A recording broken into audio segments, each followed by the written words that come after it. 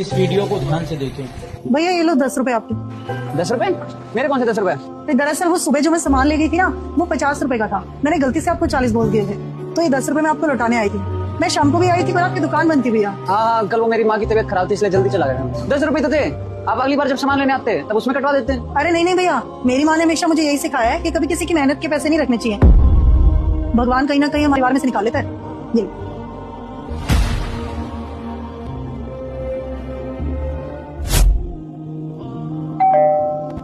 अरे साहिल तू।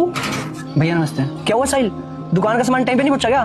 भैया दुकान का माल तो टाइम पे पहुंच गया था, बल्कि आपने इस बार 300 का सामान ज्यादा दे दिया था, तो मैं वही 300 रुपए देने आया था। अरे भाई 300 रुपए तो थे, हम आगे पीछे इसका हिसाब किताब कर लेते। अरे नहीं साहब, मैं चाहता तो 300 रुपए रख भी लेता, आपको पता भी नहीं चलता, लेकिन ऊपर वाले को तो सब पता होता है ना, और ऊपर वाले की लाठी में आवाज नहीं होती।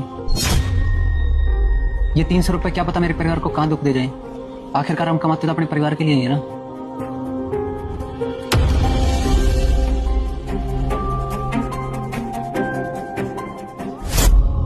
सर। हाँ जी, आप कौन?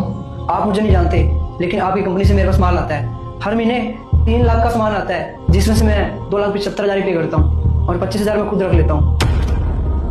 जी आपके 10 महीने के पैसे 2,50,000 रुपए।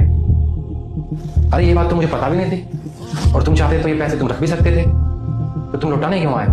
हाँ सर, वो मेरी किसी ने आंखें खोल दी, क्योंकि कई दिनों से मेरी माँ और बाबूजी की तबीयत बहुत ज्यादा खराब है, और हो सकता है इन्हीं पैसों से मेरी माँ और बाबूजी की तबीयत खराब हो, क्योंकि ये भी किसी की मेहनत की कमाई है। इन पैसों के बारे में आपको तो नहीं पता, लेकिन ऊपर वाले को तो पता है। उसकी लाठी में आवाज नहीं होती। शायद तुम ठीक ही कह रहे हो।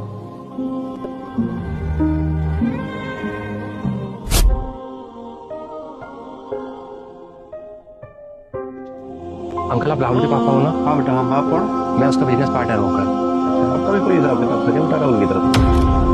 अभी मेरे पास तो कुछ बचा नहीं बेटा, मैंने उसका पूरा कर्जा उतार दिया, सब बेच दिया, मकान भी बेच दिया, जमीन थी वो जमीन भी बेच दी। मैं तो यहाँ झोपड़ी में रहता हूँ, 2 वक्त की रोटी खा लेता हूँ, छोटा मोटा इधर मेहनत मजदूरी करता हूँ, मेरे पास कुछ बचा नहीं। अंकल जी मुझे माफ कर दो। बेटा आप क्यों माफी मांग रहे हो? आपने ऐसी क्या गलती कर दी? जब हम बिजनेस पार्टनर थे ना अंकल, तो हमने गुड़गांव में कुछ फ्लैट लिए थे, और वो मुझ पर इतना भरोसा कर रहा था, उसने सारे फ्लैट्स मेरे नाम पे दिए।